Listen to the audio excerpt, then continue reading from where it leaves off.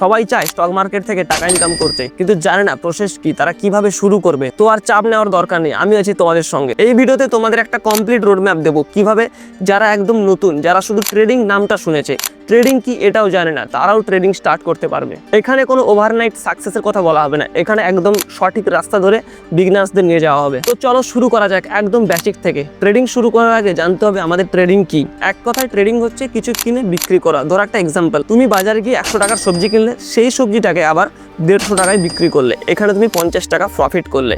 এই যে কেনা বেচা করলে এটাকেই ট্রেডিং বলে। আর যে প্রফিট করলে, এই জন্য এটা একটা প্রফিটেবল ট্রেডিং করলে। ট্রেডিং অনেক ধরনের হয়, স্টক ট্রেডিং করতে পারো, ফিউচার এন্ড অপশন ট্রেডিং করতে পারো, ক্রিপ্টো করতে পারো, ফরেক্স করতে পারো, অনেক রকমের ট্রেডিং রয়েছে। আপাতত আমাদের দেশে ক্রিপ্টো ট্রেডিং ব্যান রয়েছে, এই জন্য আমরা সব থেকে বেশি যেটাকে ফোকাস করবো সেটা হচ্ছে ফিউচার এন্ড অপশন এবং স্টকে। তোমাদের মধ্যে অনেকে হয়তো শুনেছো নিফটি উপরে যাচ্ছে, ব্যাংক নিফটি নিচে আসছে, সেন্সেক্স সাইডওয়েজ যাচ্ছে, এরকম অনেক ধরনের কথা সোশ্যাল মিডিয়াতে শুনতে পাও। তো এগুলো সব ফিউচার এন্ড অপশন ট্রেডিংয়ের মধ্যে আসে।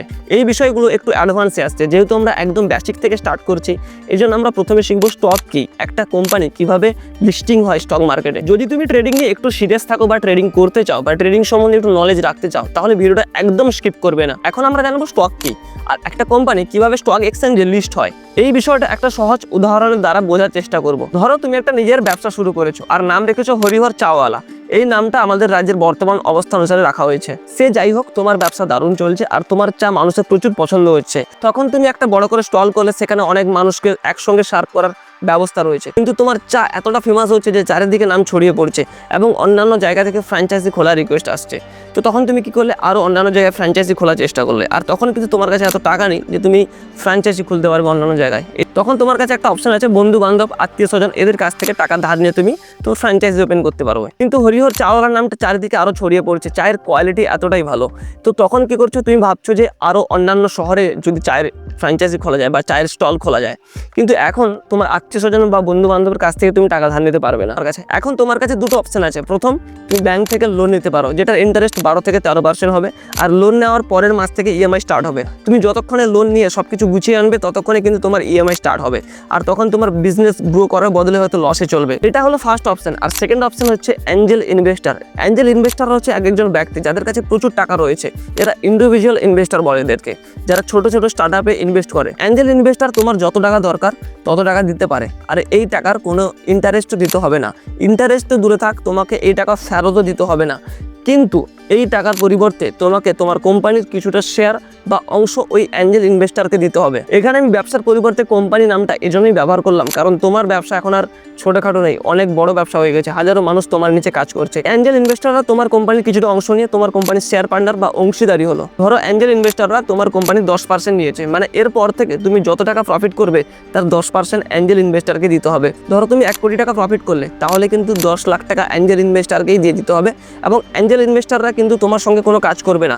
এতগুলো স্টল ফ্র্যাঞ্চাইজি খোলার পরেও হরিহর চাওয়ালার চা আরও ফেমাস হচ্ছে, মানুষের কাছ থেকে আরও রিকোয়েস্ট আসছে অন্যান্য রাজ্য থেকে। এই জন্য যে কোনো ব্যবসা শুরু করার আগে ব্যবসার থেকে নিজের প্রোডাক্টের কোয়ালিটির ওপর নজর রাখতে হবে, যাতে প্রোডাক্টের কোয়ালিটি এতটা ভালো হয় মানুষের চাহিদা দিনের পর দিন বাড়তে থাকে। এই সিচুয়েশনে তুমি ভাববে যে পাশাপাশি রাজ্যে যদি স্টল বা ফ্র্যাঞ্চাইজি খোলা যায়, তো এর জন্য যে টাকার প্রয়োজন সেটা কিন্তু অ্যাঞ্জেল ইনভেস্টারও দিতে পারবে না।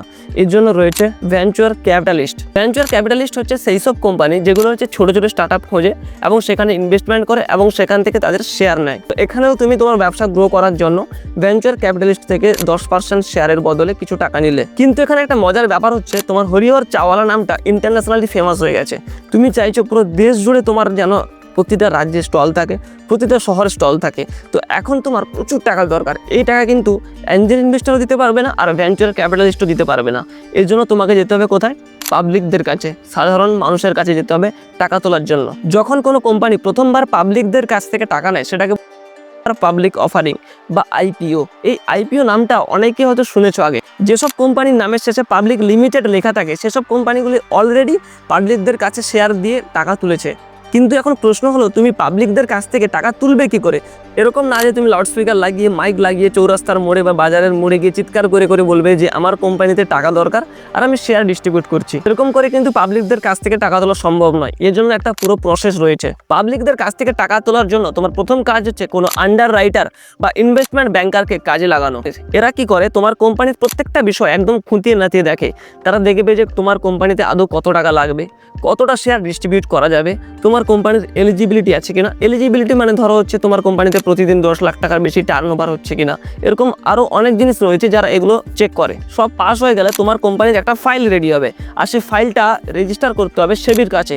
আর প্রত্যেকটা কোম্পানি যখন প্রথমবার আইপিও আনে সেবির কাছ থেকে কিন্তু অ্যাপ্রুভ নিতে হয়, আর সেবির কাছে অ্যাপ্রুভ না পেলে কিন্তু আইপিও আসবে না। সেবির কাছ থেকে অ্যাপ্রুভ হয়ে যাওয়ার পরে স্টক এক্সচেঞ্জে তোমাকে অ্যাপ্লিকেশন করতে হবে। আইপিওতে তোমার কোম্পানির কতটা শেয়ার তুমি ডিস্ট্রিবিউট করবে, প্রত্যেকটা শেয়ারের দাম কি থাকবে, সবকিছু ডিপেন্ড করছে তোমার উপরে। তুমি যেভাবে শেয়ারের দাম রাখবে আইপিওতে শেয়ারের দাম সেভাবে রিলিজ হবে। এর মানে এই না যে তুমি যত খুশি দাম রাখতে পারো। যদি বেশি দাম রাখো তাহলে সাধারণ মানুষ নেবে না। আইপিওতে 90% শেয়ার সাধারণ মানুষ না কেনে তাহলে কিন্তু সে আইপিও আর আগে যাবে না। কোনো কোম্পানির একটা আইপিও লঞ্চ করতে প্রায় 5 থেকে 6 কোটি টাকা খরচা হয়। পেটিএম যখন তাদের প্রথম আইপিও লঞ্চ করে তখন তাদের একটা শেয়ারের দাম ছিল 2150 টাকা। সেখানে তারা প্রায় 18,000 কোটি টাকারও বেশি তুলেছিল সাধারণ পাবলিকদের কাছ থেকে। তোমার এই হরিহর চাওয়ালার আইপিও একবার সাকসেসফুলি লঞ্চ হয়ে গেলে সেই কোম্পানি কিন্তু স্টক এক্সচেঞ্জে লিস্ট হয়ে যায়। তোমার কোম্পানির শেয়ার মার্কেটে অ্যাভেলেবেল থাকবে। ধরো কেউ যখন তুমি আইপিও লঞ্চ করেছিলে কেউ কিনতে পারেনি, এখন সে কিনতে চায়, যে কিনেছিল সে বিক্রি করবে। এবার এই যে দাম দর হয় এগুলো প্রত্যেকটা জিনিস স্টক এক্সচেঞ্জেই হয়। যেমন বিএসসি বোম্বে স্টক এক্সচেঞ্জ বা এনএসসিতে ন্যাশনাল স্টক এক্সচেঞ্জে হয়। তোমার কোম্পানির যতখানি শেয়ার মার্কেটে অ্যাভেলেবেল থাকবে সেটাকেই স্টক বলে।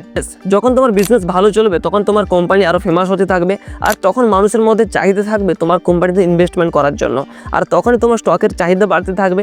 এতে তোমার স্টকের প্রাইসও বাড়তে থাকবে। আবার যখন তোমার কোম্পানির ডাউনফল চলবে তখন স্টকের প্রাইসও ডাউনফল চলবে, তখন কিন্তু মানুষের চাহিদাও কমবে আর প্রাইসও কমবে। এখন তুমি যদি চাও কোনো কোম্পানির স্টক বা শেয়ার কিনবে, এর জন্য তোমাকে কিন্তু ডাইরেক্ট তুমি এনএসসি বা বিএসসি থেকে কিনতে পারবে না। এই জন্য চাই ব্রোকার। অনেক ব্রোকার রয়েছে, যেমন grow, Zerodha, Angel one, Upstox, এরকম অনেক ব্রোকার রয়েছে। যদি কোনো ব্রোকারের ডিম্যাট অ্যাকাউন্ট ওপেন করতে চাও তাহলে আমাকে মেসেজ করতে পারো বা টেলিগ্রামে জয়েন হতে পারো। আর যদি ডিম্যাট অ্যাকাউন্ট ওপেন করতে কোনো প্রবলেম হয় তাহলে আমাকে পার্সোনালি মেসেজ করতে পারো। এই ভিডিওতে এতটাই, কারণ আমরা একদম বেসিক থেকে স্টার্ট করছি, এই জন্য প্রথম ভিডিওতে একটু বেশি হয়ে গেলে সমস্যা হবে বুঝতে। আর যদি তোমার কোনো ডাউট থেকে থাকে তাহলে কমেন্ট করে জানাও, আমি প্রত্যেকটা ডাউটের ক্লিয়ার করার চেষ্টা করব। তুমি যদি ইউটিউব থেকে ভিডিওটা দেখে থাকো তাহলে সাবস্ক্রাইব করো, যদি ফেসবুকে ভিডিওটা দেখে থাকো তাহলে আমাকে ফলো করতে পারো এরকম ভিডিও দেখার জন্য। আর যদি ভিডিও থেকে একটু ভ্যালু পেয়ে থাকো তাহলে ভিডিওটা একটা লাইক করো। আর যদি তোমার বন্ধু বান্ধবের সঙ্গে ভিডিওটা শেয়ার করতে চাও, তাদেরকে বোঝাতে চাও যে শেয়ার মার্কেট কি, ট্রেডিং কি, ট্রেডিং শিখতে চাও বা ট্রেডিং সম্বন্ধে নলেজ রাখতে চাও। আর দেখা হচ্ছে তোমাদের সঙ্গে পরের ভিডিওতে। আর ততক্ষণ নিজের এবং নিজের পরিবারের খেয়াল রাখুন। নমস্কার, হরে কৃষ্ণ, রাধে রাধে।